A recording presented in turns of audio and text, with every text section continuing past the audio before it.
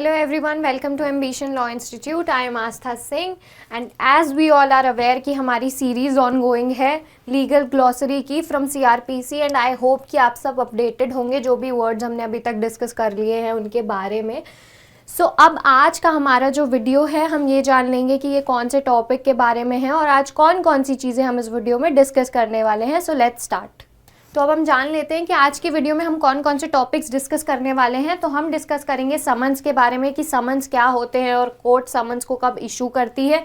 उसके बाद में वारंट केसेस कैसे केसेस होते हैं और कौन सी सिचुएशंस ऐसी होती हैं जिनमें वारंट को इशू करा जाता है। And next we are gonna know about that what are search warrants. तो ये सारे टॉपिक्स आज की वीडियो में हम कवर करने वाले हैं। तो अब हम सबसे पहले जान लेते हैं कि समन्स क्या होते हैं। समन्स क्या होते हैं, कोर्ट इन्हें कब इशू करता है। तो एक सरल साधारण भाषा में पहले समझते हैं कि मान लीजिए कोर्ट को आपको बुलाना है या फिर किसी अक्यूज्ड को, किसी विटनेस को कोर्ट में बुलाना है। कब बुलाना है? एक स्पेसिफिक डेट में या फिर स्पेसिफिक टाइम पर बुलाना है। तो कोर्ट क्या करेगी? अब कोर्ट एक लेटर इशू कर देगी और वो लेटर किसे भेजा जाएगा? उसे जिसे कोर्ट को कोर्ट में बुलाना है एक स्पेसिफिक टाइम में या फिर एक स्पेसिफिक डेट पे। तो जब कोर्ट एक इशू करती है समन या फिर लेटर कह लें हम सिंपल लैंग्वेज में, कोर्ट ने एक लेटर इशू कर दिया एक इंडिविजुअल को जो कि अक्यूज्ड हो सकता है, विटनेस हो सकता है या कोई भी स्पेसिफिक इंडिविजुअल हो सकता है। नाउ नेक्स्ट इज दैट कि कोर्ट की क्या रिक्वायरमेंट है। वो ये चाहती है कि वो स्पेसिफिक इंडिविजुअल खुद आकर के कोर्ट में अपीयर हो या फिर कुछ ऐसे डॉक्यूमेंट्स जो कोर्ट की किसी ऑन गोइंग प्रोसीडिंग में जो कि कोर्ट में चल रही है, क्या कोई भी ऐसी प्रोसीडिंग जो कि कोर्ट में ऑन गोइंग है और उसके लिए कुछ ऐसे डॉक्यूमेंट्स हैं जो बहुत ज़्यादा रिक्वायर्ड हैं और वो किसी एक स्पेसिफिक इंडिविजुअल के पास में है, तो कोर्ट उसे बुलाएगी या तो उन डॉक्यूमेंट्स के साथ में अगर उसकी रिक्वायरमेंट है या फिर उन डॉक्यूमेंट्स के बिना अगर सिर्फ उस इंडिविजुअल की रिक्वायरमेंट है। तो इस लेटर को जो कि कोर्ट के द्वारा इशू करा जाता है किसी विटनेस को या फिर किसी एक इंडिविजुअल को, उसको हम कहते हैं क्या? समन। समन कहते हैं हम उसे। Now next we need to understand कि समन की एक बेसिक सी डेफिनेशन यहाँ पर लिखी हुई है जिसमें कि ये लिखा है summons case means a case relating to an offence and not being a warrant case. ऐसे केसेस जो कि समन केस से रेफर करते हैं और वारंट केसेस नहीं होते हैं उनको हम बोलते हैं समन केस। अब ये कैसी बात हुई कि सिर्फ इतनी छोटी सी सिंपल सी चीज़ में हमारी बात यहाँ पर ख़त्म हो गई कि ऐसे केसेस जो कि वारंट केसेस नहीं होते हैं वो समन केसेस होते हैं।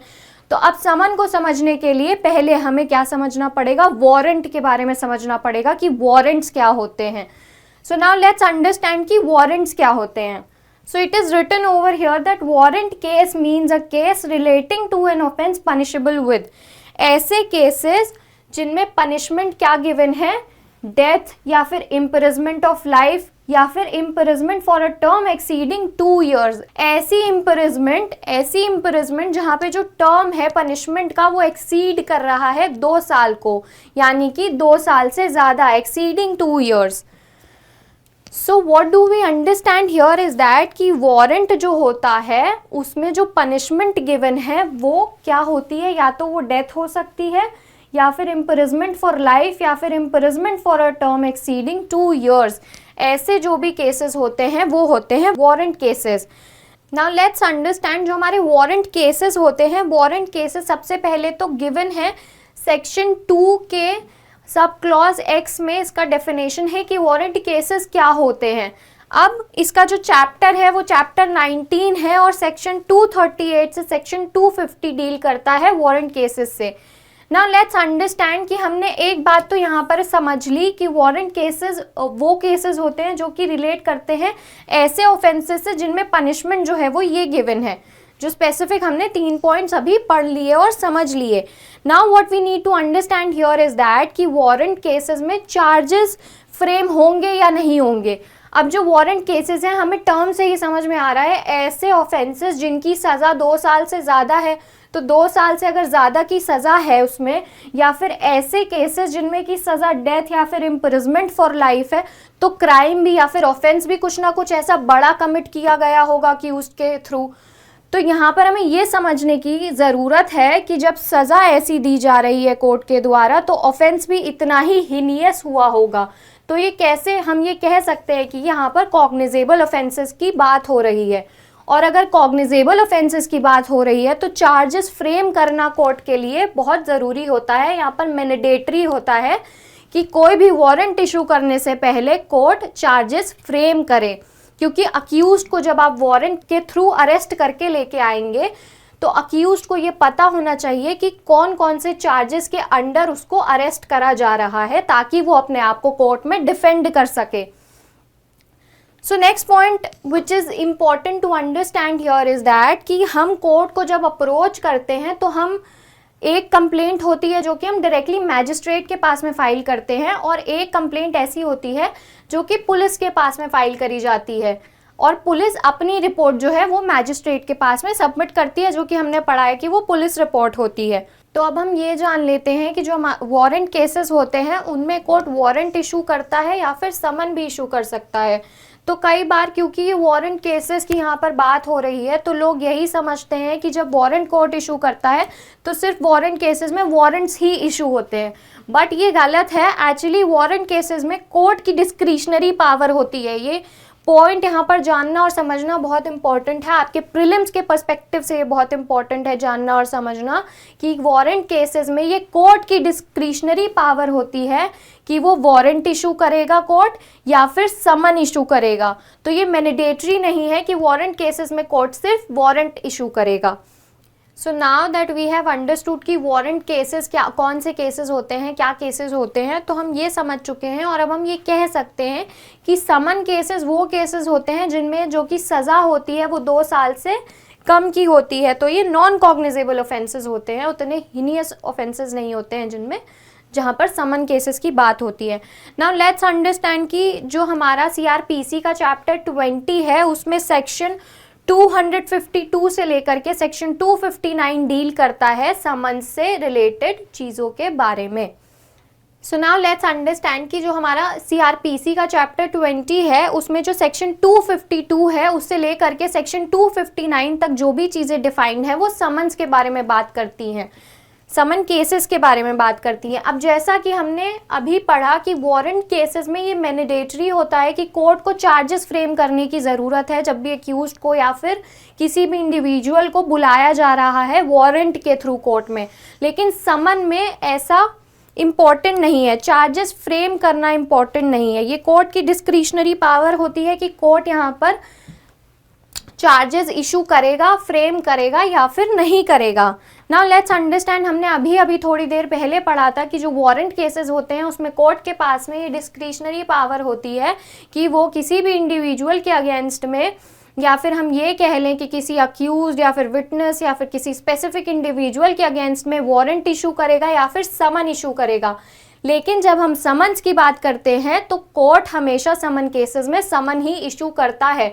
समन केसेस में कोर्ट वारंट नहीं इशू करता है। यहाँ पर शैल बी वर्ड यूज होता है, that in summon cases summons shall be issued. So this is what we need to remember here.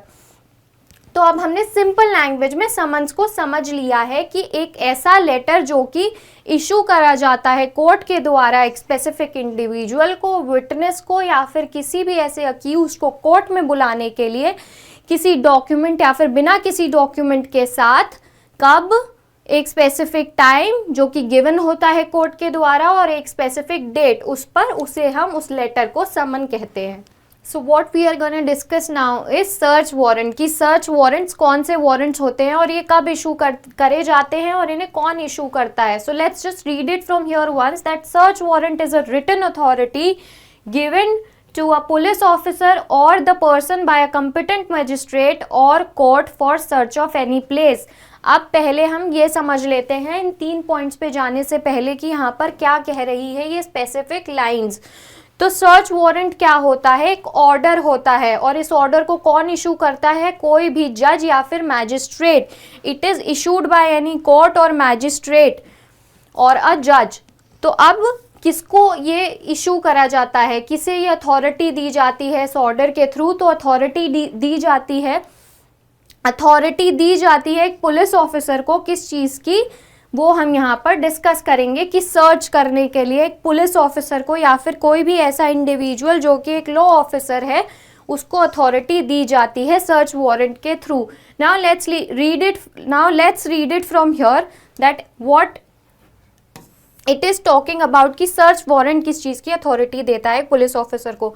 Either generally किस चीज़ के लिए, सर्च ऑफ एनी प्लेस, कि जनरली पुलिस ऑफिसर एक प्लेस को या फिर एक स्पेसिफिक जगह को सर्च कर सकते हैं फॉर स्पेसिफाइड थिंग्स और डॉक्यूमेंट्स. अब मान लीजिए कुछ ऐसे डॉक्यूमेंट्स हैं जो कोर्ट के लिए बहुत इंपॉर्टेंट है किसी ऑन गोइंग प्रोसीडिंग में, और कोर्ट को वो डॉक्यूमेंट्स चाहिए लेकिन कोर्ट तक वो डॉक्यूमेंट्स नहीं पहुंच पा रहे हैं. तो कोर्ट क्या करेगी, एक पुलिस ऑफिसर को एक सर्च वारंट की अथॉरिटी दे देगी और उसको वो डॉक्यूमेंट्स कोर्ट तक लाने होंगे. That is for specified things और डॉक्यूमेंट. किस चीज़ के लिए सर्च वारंट इशू करा गया है, स्पेसिफाइड, किसी स्पेसिफाइड चीज़ के लिए या फिर डॉक्यूमेंट के लिए.